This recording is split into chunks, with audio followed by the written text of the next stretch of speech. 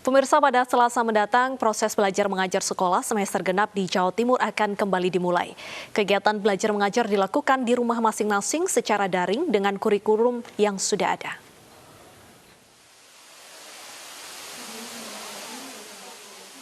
Proses belajar mengajar sekolah semester genap di Jawa Timur dipastikan akan kembali dimulai pada 2 Juni mendatang secara daring.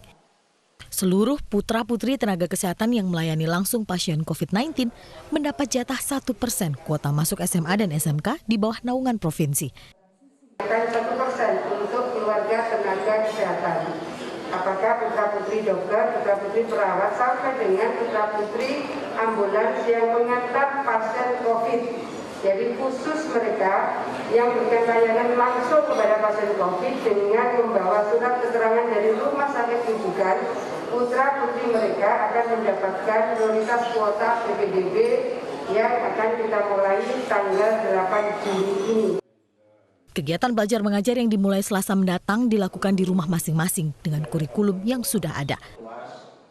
Masuk, tapi masuknya dia di rumah, ya. Jadi dia pembelajaran di rumah. Sambil kita tunggu nanti proses selanjutnya, kami akan lakukan tadi separuh-separuh.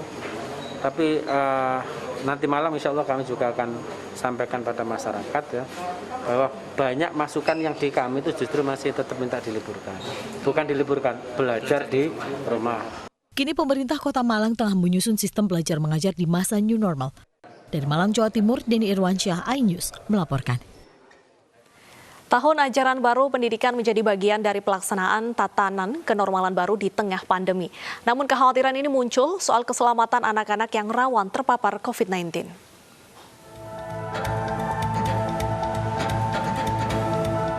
New normal. Sudah sepekan istilah ini menjadi perbincangan di Indonesia. Skema kelaziman baru di tengah pandemi membuat masyarakat harus beradaptasi untuk beraktivitas hingga ditemukannya vaksin yang efektif.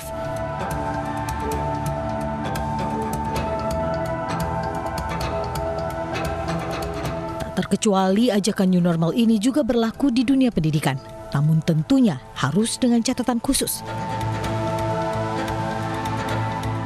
Pasalnya berdasarkan data Ikatan Dokter Anak Indonesia atau IDAI, saat ini tercatat 3.324 anak menjadi PDP Corona.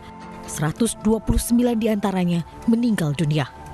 Sementara 584 anak tercatat positif Corona dan 14 pasien anak meninggal akibat Corona. Hal ini membuat orang tua murid keberatan jika anak-anak dipaksakan masuk sekolah sementara kondisi belum benar-benar aman. Terus terang tetap rasa khawatir itu tetap ada ya karena melihat anak-anak ini kadang-kadang luapan emosi kan tidak bisa dijaga ya, terus nah itu yang. Namun sebagai warga kalau kita akan begini terus kita juga terus mau sampai kapan kita nggak tahu ya, memang dalam hal ini kita harus adaptasi ya dengan apa yang namanya menuju ke normal itu tadi.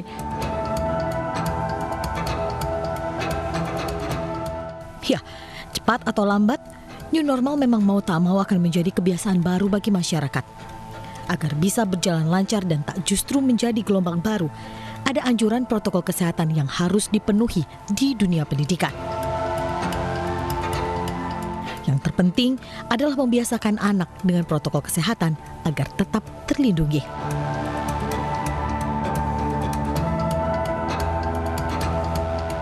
Tim Liputan iNews melaporkan. Dan bagaimana pendapat guru serta dokter anak soal new normal di dunia pendidikan ini? Apakah anak Indonesia ini sudah siap untuk menyiasati dari penyebaran virus corona? Kita akan berdialog bersama Bapak Nordianus Wilfridus yang merupakan seorang guru di Peach Blossom School dan juga Dr. Yeni Rahmania yang merupakan dokter anak. Kita sapa Bapak Wilfridus terlebih dahulu. Selamat siang Bapak Wil. Oke, selamat siang Mbak. Baik, Bapak Wil, sebentar lagi kita akan memasuki tahun ajaran baru. Apakah ada sistem pendidikan yang berubah di sekolah Bapak? Oke, pertama harus lihat dulu ya. Soal sistem pendidikan yang berubah tentunya tidak karena kita berpatokan pada instruksi pemerintah ya.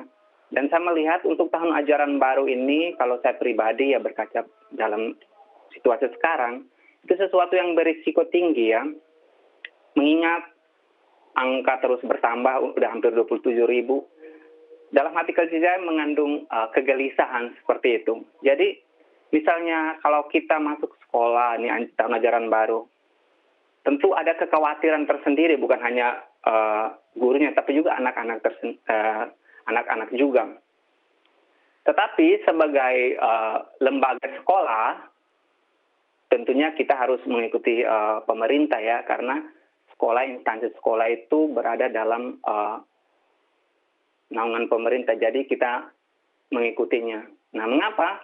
Karena tentu barangkali ya, pemerintah sudah mengkaji step by step, langkah demi langkah untuk mengeluarkan ide atau instruksi untuk tahun ajaran baru ini seperti itu. Untuk kurikulum kita berpatokan pada kurikulum yang ada. Dan barangkali setiap sekolah punya kebijakan masing-masing, Mbak, kalau itu menurut saya. Kita menuju Dr. Yeni. Bu Dokter, apakah adakah protokol kesehatan baru yang disesuaikan dengan pendidikan khususnya bagi anak-anak? Ya, terima kasih. Selamat siang Mbak Bernadetta.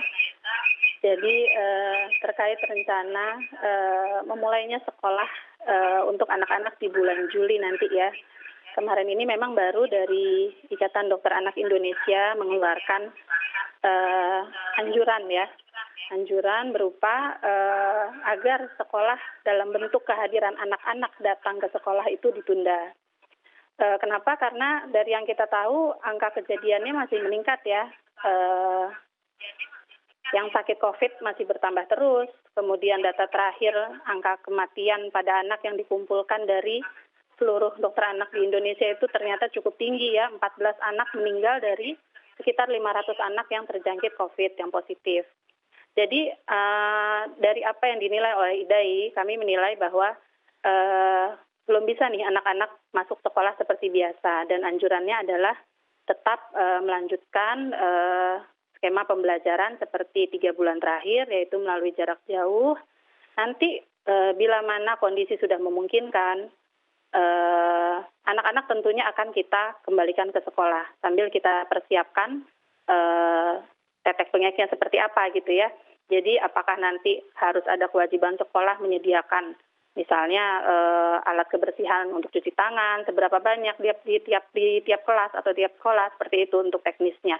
Tapi tentunya akan dievaluasi terus, dan untuk saat ini anjuran dari IDAI memang menunda proses belajar yang seperti dahulu biasa dilakukan sampai dengan bulan Desember 2020.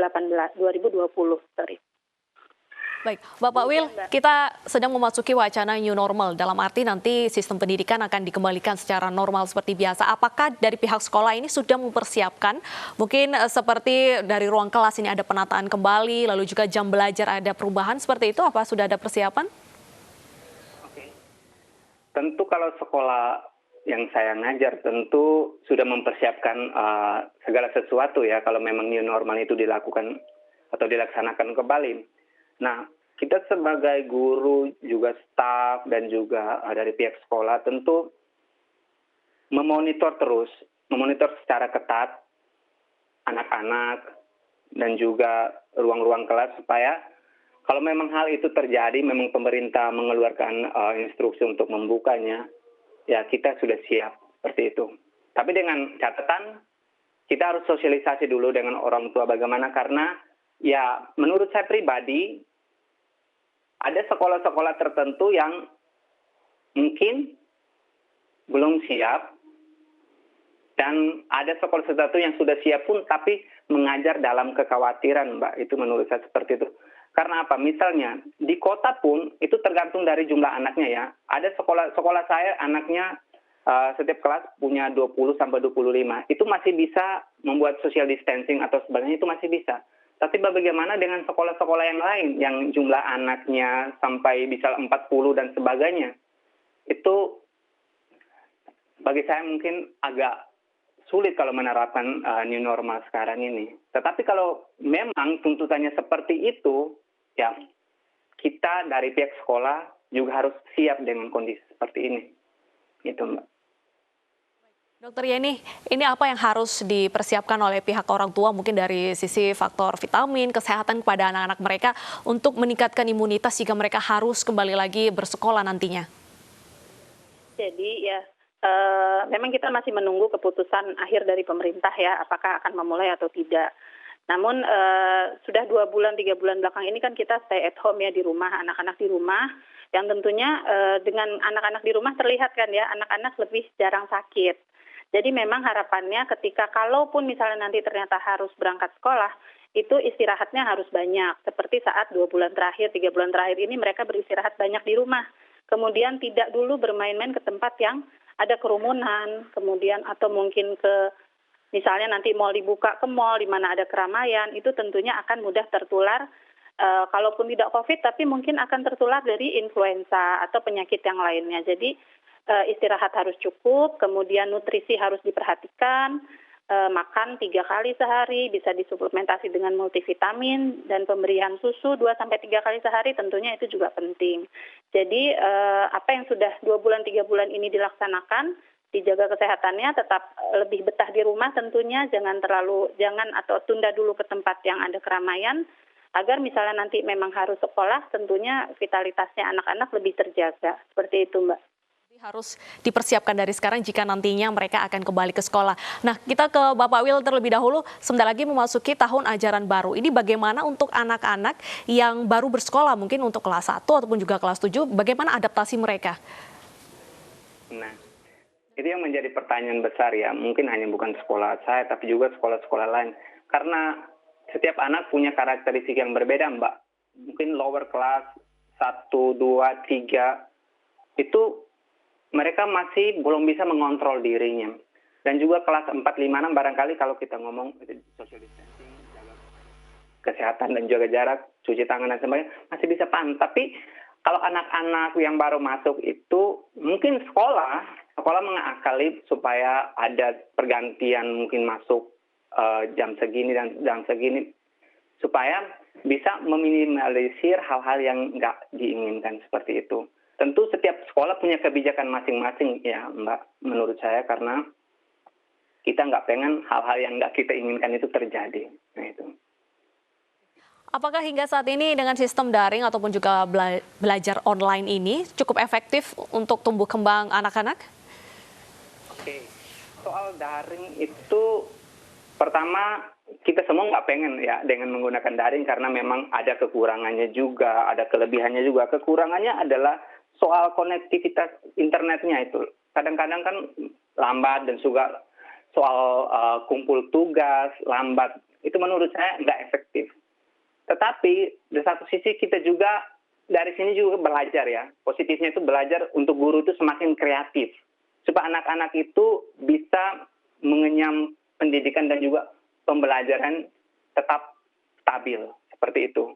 Jadi tergantung dari guru itu membuat sebuah kreativitas supaya anak-anak itu bisa mendapatkan apa yang mereka butuhkan seperti itu.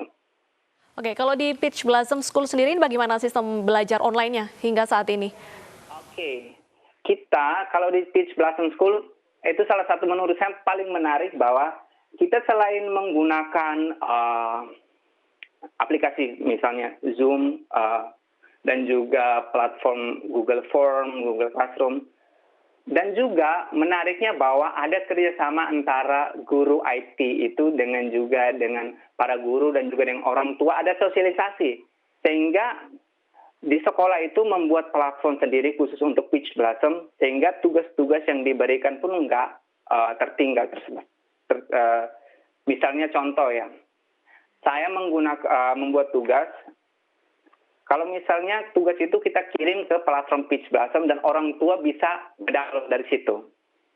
Jadi tugas-tugas yang kita berikan itu semua bisa download. Jadi nggak ada yang tertinggal seperti itu. Itu menurut saya sesuatu yang menarik. Nah, tergantung dari sekolahnya juga sih. Kalau Peach Blossom itu mungkin melihatnya supaya anak-anak itu nggak ada yang tertinggal.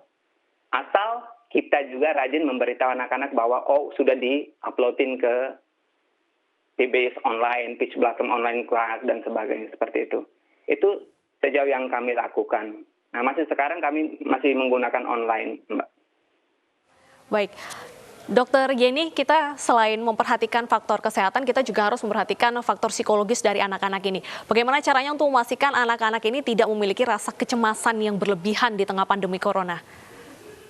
Ya, betul sekali Mbak ya. Jadi memang psikologis anak ini juga yang jadi perhatian kita sebagai dokter anak ya. Jadi untuk orang tua ya, terutama kan orang tua yang saat ini mendampingi di rumah, tentunya memang anak-anak seperti yang tadi dijelaskan oleh Pak Wil, ada tugas-tugas belajar sekolah ya, dari sekolah dan ada PR-PR seperti itu kan.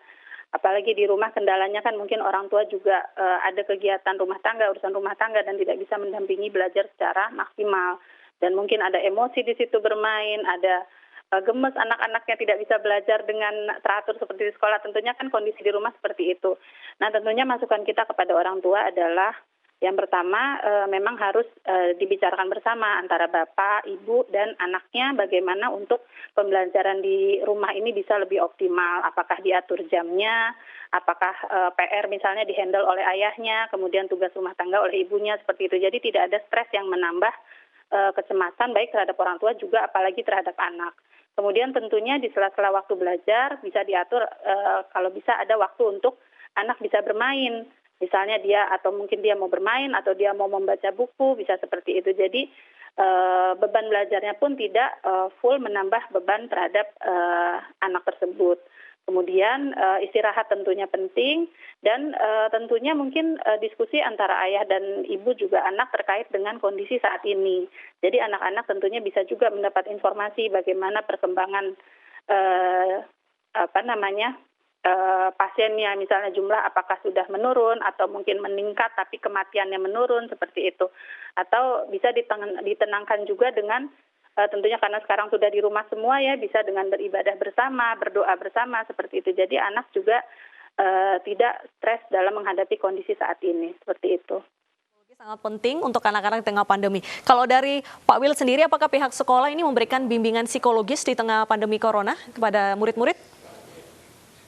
Ya tentu kami dari pihak sekolah, ya sebagai guru, sebagai juga bimbingan psikologis juga ya. Kalau kita misalnya dalam materi pembelajaran yang kita sampaikan, selalu kita selingan dengan hal-hal yang menguatkan mereka.